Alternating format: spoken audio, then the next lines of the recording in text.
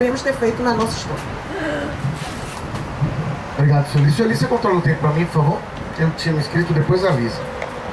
Bom, assim, primeiro colocar aqui que assim, eu me sinto plenamente, e não é surpresa, representado na fala do Sueli. Eu quero reforçar alguns pontos que eu acho muito importante, né? Eu vou mais longe. Eu tava aqui ouvindo as resoluções. Aqui, isso. Eu tô tentando, você me deu tirando do bolso. Calma aí, agora eu não deixo de apagar. Eu tava aqui ouvindo as resoluções do plano de luta, né? E eu vou colocar mais um carimbo. Eu acho que ela foi meio esquizofrênica também, assim. Ela meio, sei lá, bipolar, não sei. Porque eu consegui perceber alguns elementos bem progressistas nesse plano de luta, né? E muitas vezes, né, a gente sabe que, inclusive, isso desagradou diversos colegas que estavam lá, diversos delegados que estavam lá, que acusam, isso aconteceu no Congresso, a gente veio pra cá discutir, sei lá, Cuba, né? Eles adoram falar Cuba, Grécia, Venezuela. E aí eu sempre reporto aquela situação.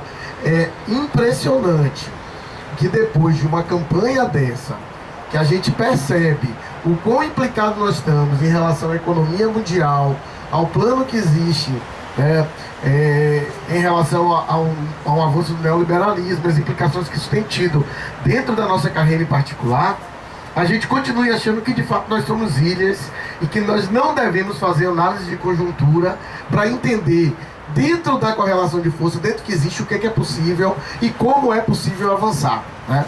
É evidente que a gente sempre tem dito isso em todas as falas, a gente tem colocado que a gente atua para mudar a realidade, mas para mudar a realidade primeiro a gente tem que ter um diagnóstico da realidade. Isso é básico, né? Se você não faz isso, se você não sabe como é que tem os caminhos, de fato você não vai saber para onde vai.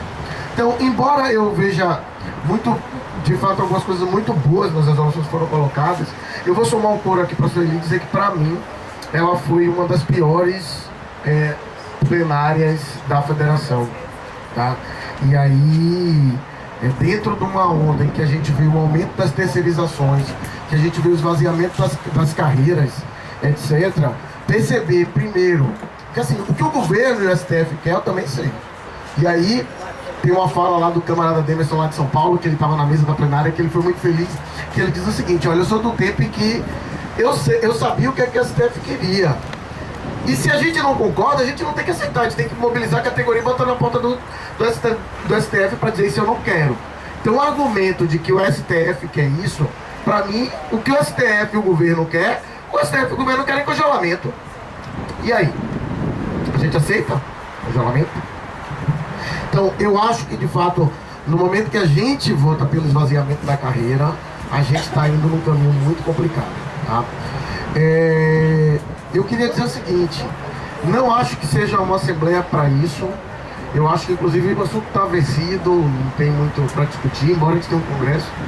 Mas eu quero convidar os colegas, inclusive Israel principalmente fez uma fala aqui, que tem alguns elementos que assim, para mim, eles não correspondem à realidade, que a gente possa fazer uma discussão por fora do sindicato, um bate-papo mesmo, né, com colegas que se deram o trabalho de fazer estudos sobre essas propostas, né?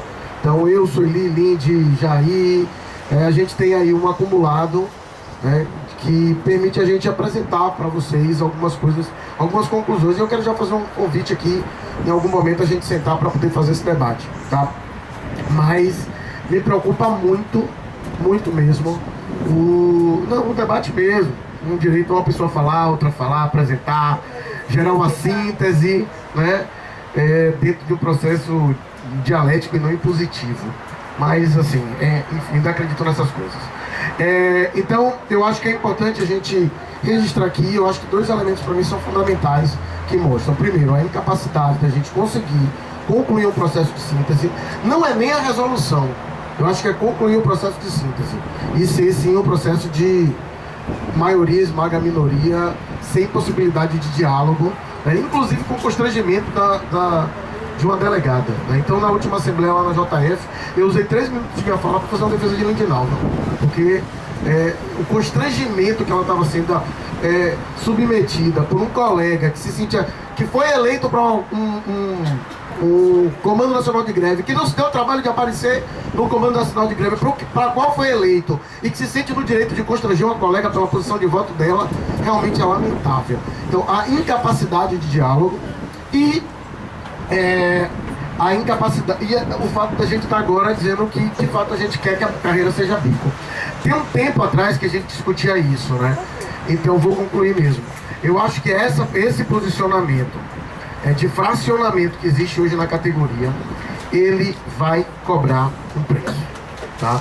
Então eu acho que a gente tem que trabalhar para a gente tentar, na medida do possível, desfazer esses tensionamentos, tentar estabelecer novamente caminhos de diálogo. E aí, em um ponto em particular, eu quero dizer o seguinte: para mim, valorização, ela passa por um lema que a gente tem adotado: trabalho igual, salário igual. Todo o resto é H, todo o resto sabe, não existe. Então isso aí para mim é muito mais importante do que qualquer coisa. Então, para mim, a plenária realmente foi uma plenária muito ruim, e agora a gente precisa reconstruir em cima dos escombros, né? Dos escombros. Lisa.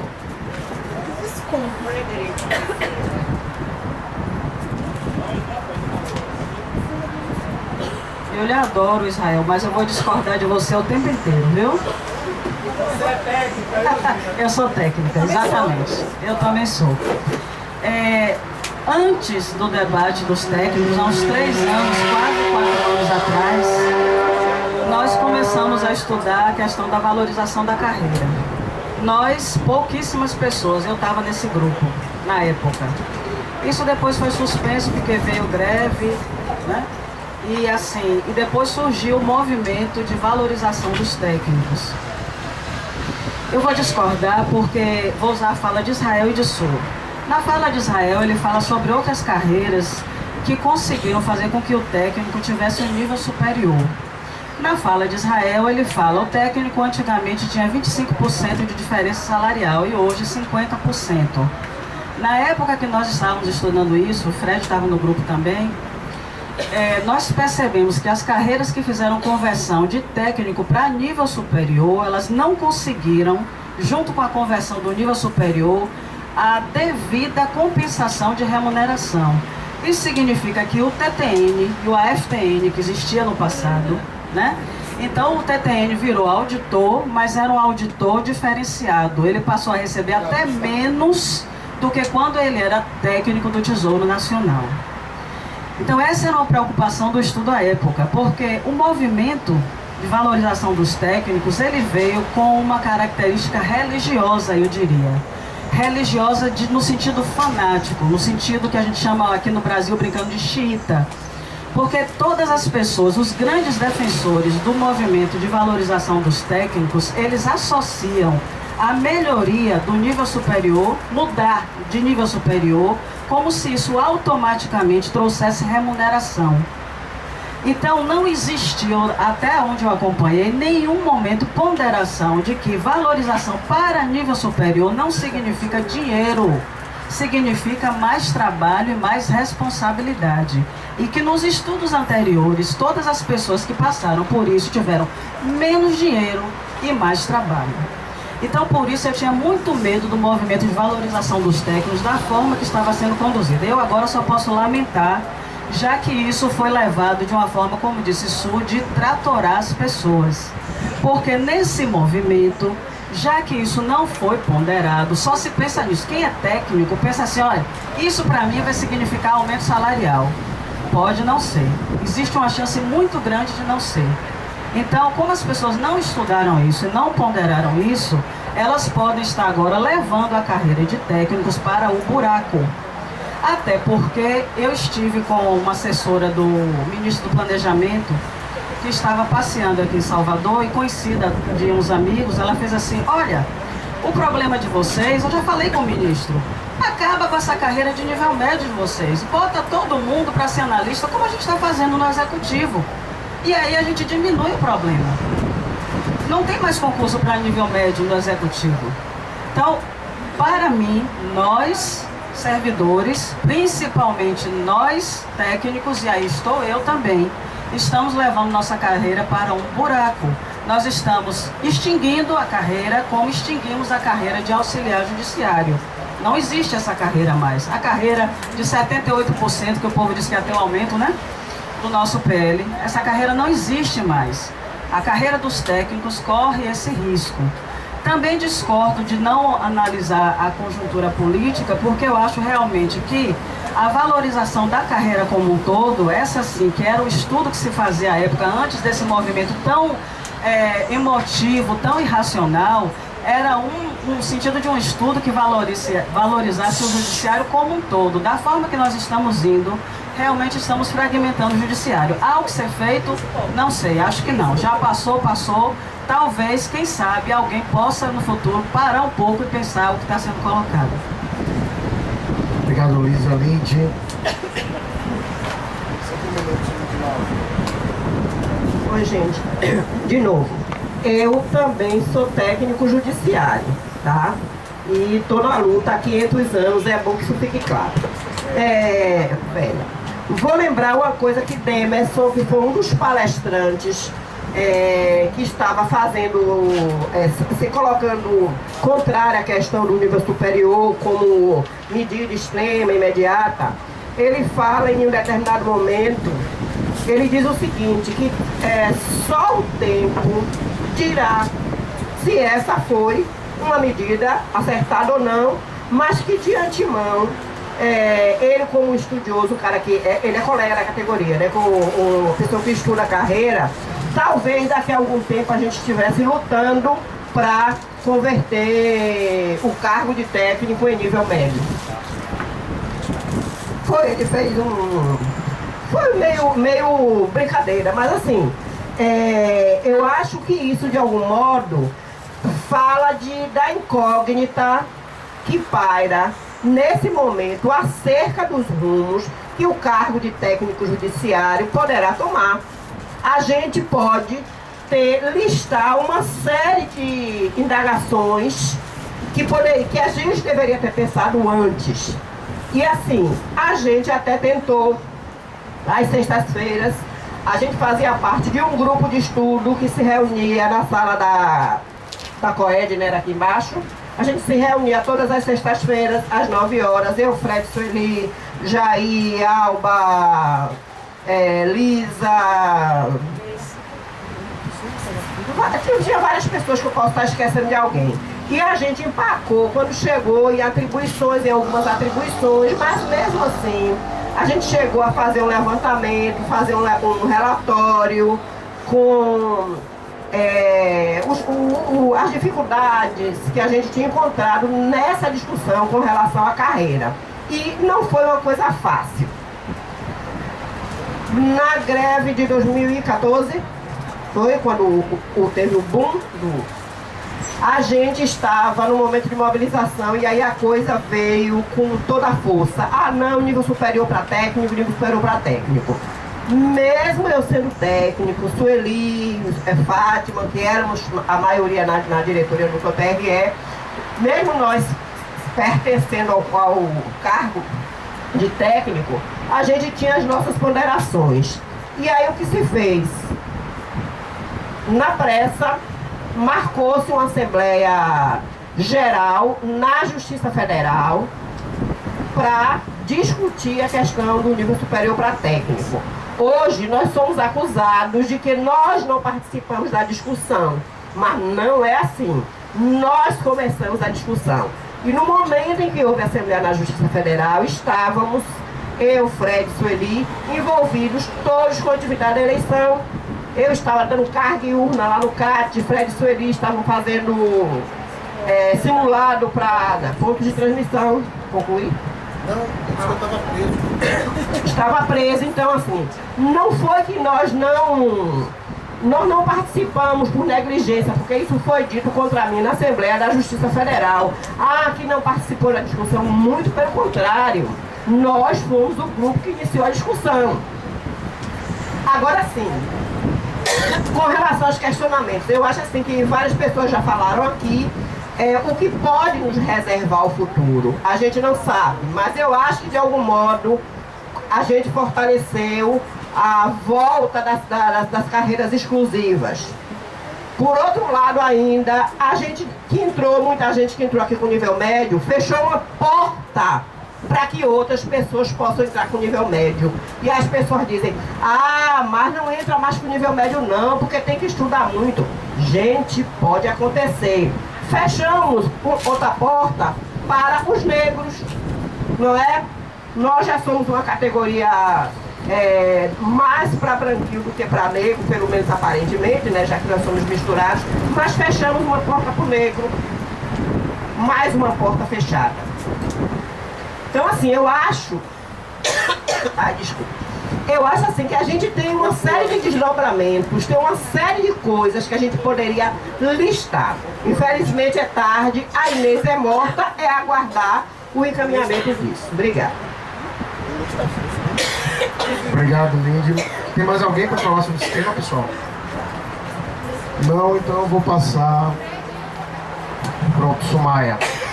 Ô Fred, quando não se dá a questão de ordem, eu acho que esse assunto já passou. Não tem mais Júnior como está se tendo informe sobre informe e avaliação da plenária. Eu acho que já... A gente veio da plenária, inclusive antes assim, eu li os temas e aí não foi dito nada. Eu estou seguindo o que a gente colocou. Não é nem que eu concorde ou discordo. Não, eu mas entendo. Eu acho que como você falou, seria um debate no futuro. Deixa eu só colocar, antes no início, eu coloquei os temas.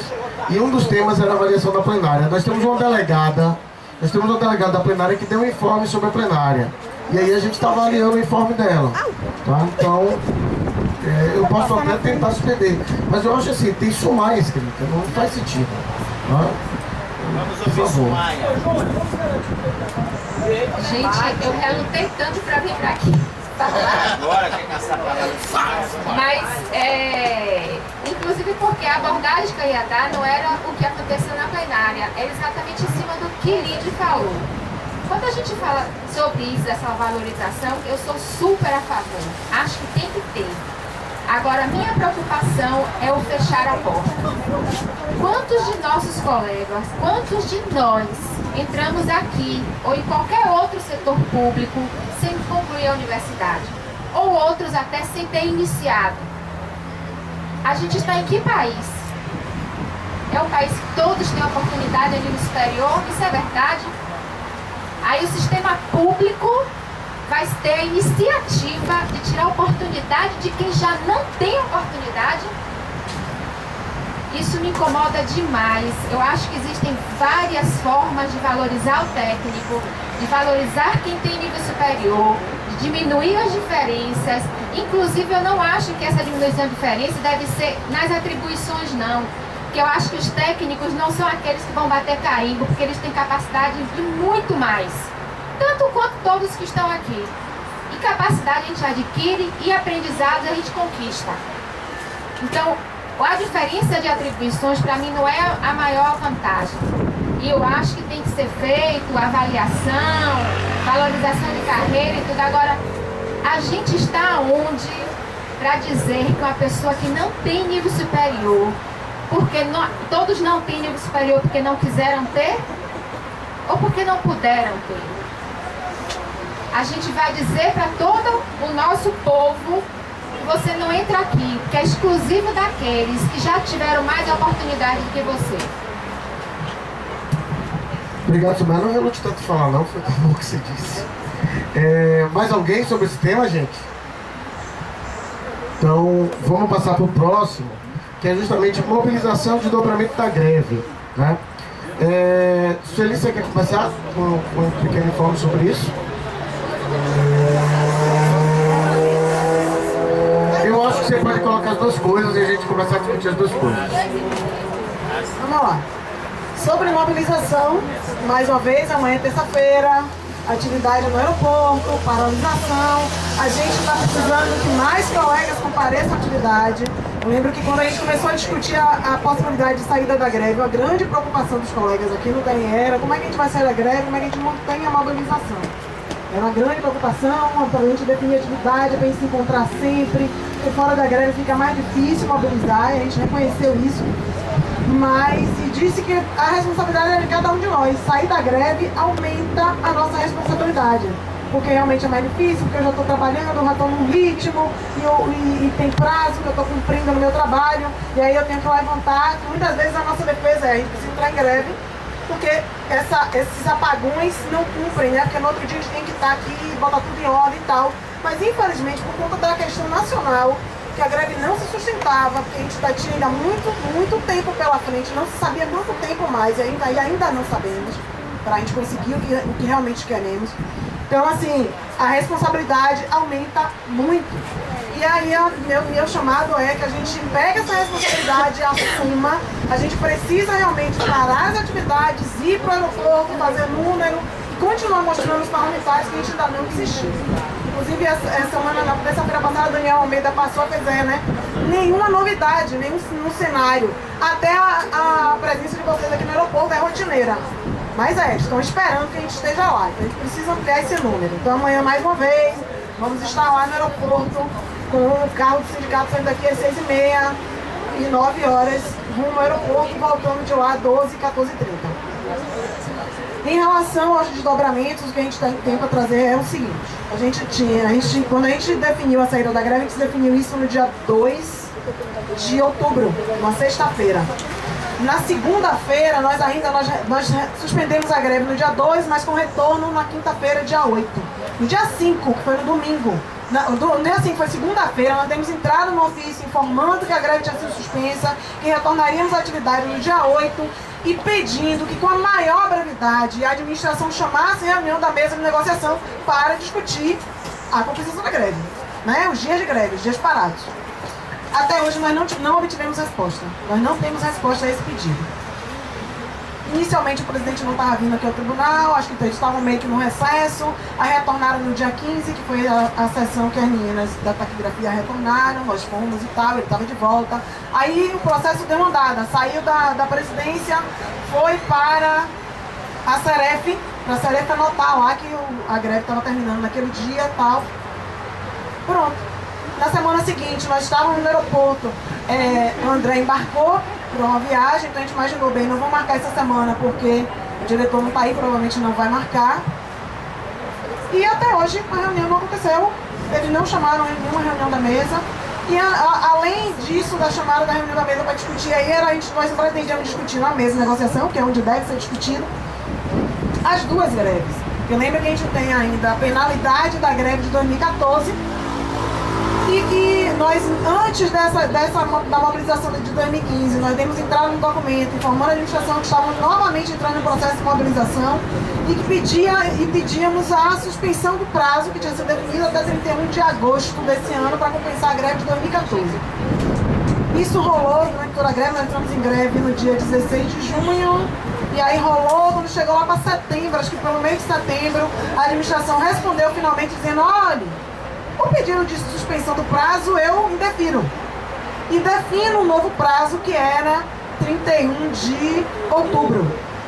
Nós ainda estávamos em greve naquela época. E mais uma vez, foi justamente quando a gente até trouxe para a Assembleia a possibilidade da gente chamar uma reunião, pedir uma reunião com a administração. E em Assembleia Setorial a gente definiu que não faríamos nenhuma reunião antes do final da greve. E esperávamos discutir as duas questões, tanto a greve de 2014, porque o prazo que a administração definiu, um novo prazo, sem nem saber como a gente retornaria, era inexequível. No dia que eles definiram, ainda mais que a gente já saiu da greve já bem perto desse final de prazo. E também a greve de 2015. Como não aconteceu, o prazo do dia 31 de outubro começou a se aproximar, vários colegas começaram a desesperar, começaram a dar entrada em pedidos individuais, as meninas da Seref nos chamaram, o que é isso? Porque para cada um que dá uma entrada num pedido individual, elas têm que fazer todo um estudo, olhar quantas horas as pessoas têm, quanto tempo ela poderia compensar, porque existem regras, ainda por cima existem regras para você fazer isso. E aquelas regras, na época que alguns colegas começaram a compensar, quando foram finalmente definidas, já próxima dessa greve, em 2015, muitos colegas diziam assim, eu não estou conseguindo fazer porque eu não consigo me adequar às regras, porque são bastante restritivas.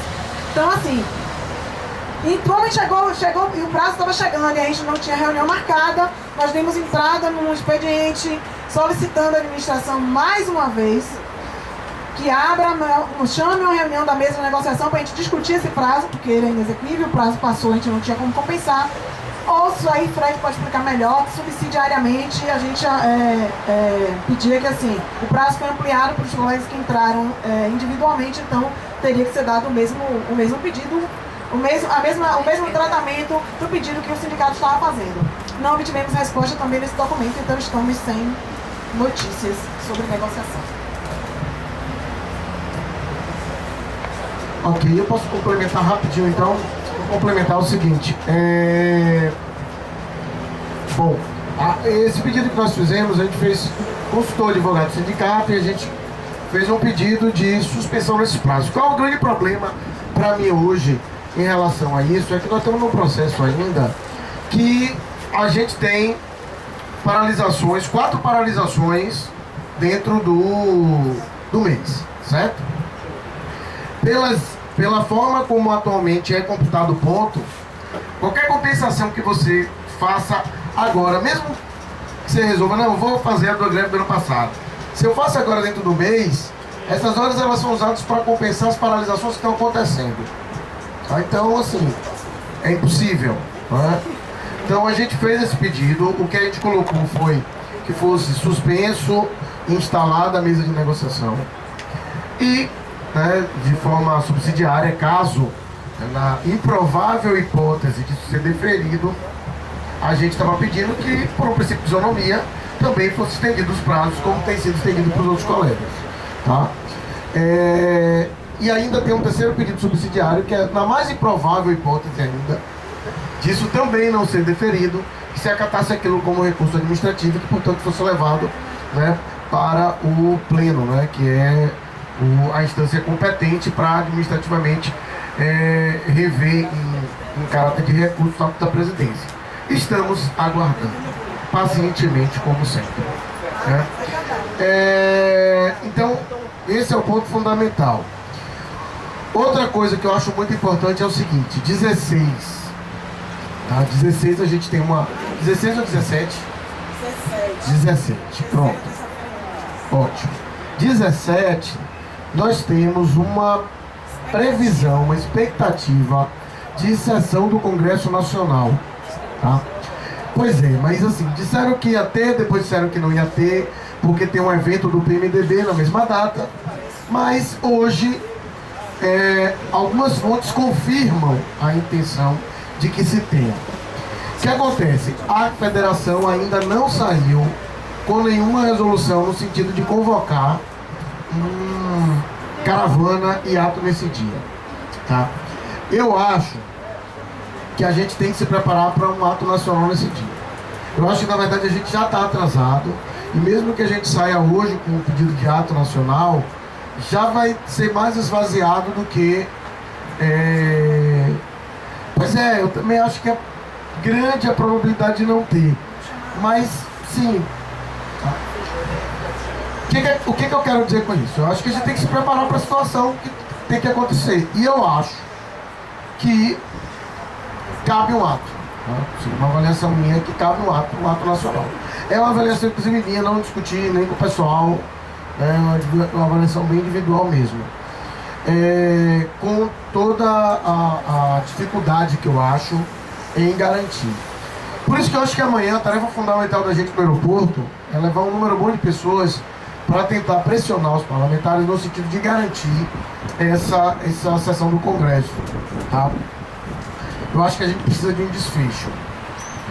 Todo mundo sabe qual é a avaliação que a gente tem, da dificuldade em torno da derrubada do veto e tal, mas a gente está aí para tentar mudar mais uma vez essa realidade, e se for o caso, derrubar o tal do veto. Vamos tentar. Eu acho que são as fichas. Quando na última assembleia, foi uma assembleia importante, tá, gente? Eu lamento que muita gente não estava. Se surgiu uma discussão sobre veto ou nada, né? E aí, inclusive, Júnior fez falas muito boas na assembleia. Queria dizer, Júnior, fiquei plenamente representado por todas as suas falas naquela assembleia. Todas, absolutamente todas. E assim, na verdade, o que eu coloquei lá é que não exista uma disposição para a categoria em, inclusive, mudar de pauta. Existe uma indisposição do governo, né? Nós estamos empurrados a essa situação. Então, por mais que a gente acredite, que a gente diga que é difícil, eu não vislumbro uma alternativa possível. Então, o que resta pra gente é continuar lutando para que o difícil se torne possível, né? Possível. Então, fique a convocação para que amanhã a gente faça essa tarefa. Por fim, eu quero só colocar mais uma coisa. Gente, essa semana eu fui surpreendido, primeiro no Facebook e depois